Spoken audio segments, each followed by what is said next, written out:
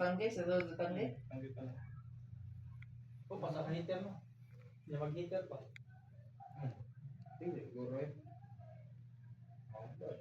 Okay mo siya.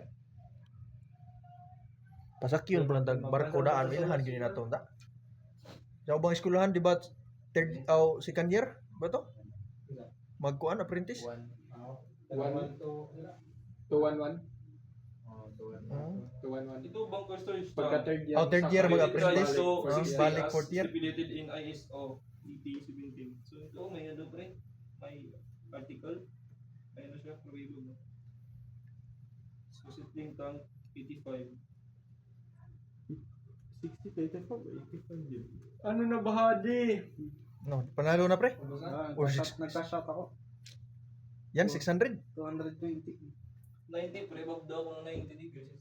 Day service tank. 90? Service. 90 dako, gano'n. Ano, maintain service tank na Ilang temperature sa compressed air, pre? To 80. Ilang temperature sa compressed air para ma-emit ang kuhan? Not exceed 73. 210. 210. Oh, dahil dito na.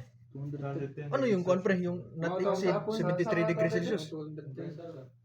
Ang compressed air. Para mag self-ignition. Ang hangin. Oo, ang compressed pure. air. Ha? Compressed. Hindi naman, ano? Pre, Oo. pre katong Kaya 70 210 ang compressed air, tapos pag-inject sa fuel, Katong- self-ignition. Asa mo may idea ng naipirog na po yung compressor? Ay, compressed. Alam, hindi compressed air. Sa compressor? Sa pang ba, May self-ignition fuel? ba? Sa paano ba? Sa piston na sa Piston engine. ba? Yung Pag-compress compressed na ba? air. Pag-compress sa piston.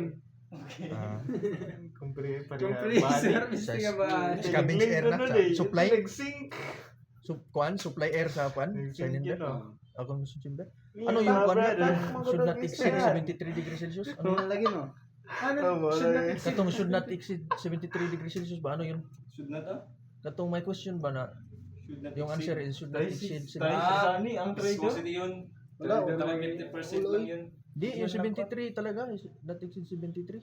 Ano sa mga to? Bas, Ano sa- yan, mamaya na lang yan. Basta nandyan yun. 73 degrees Mga Celsius. 200 plus na yun.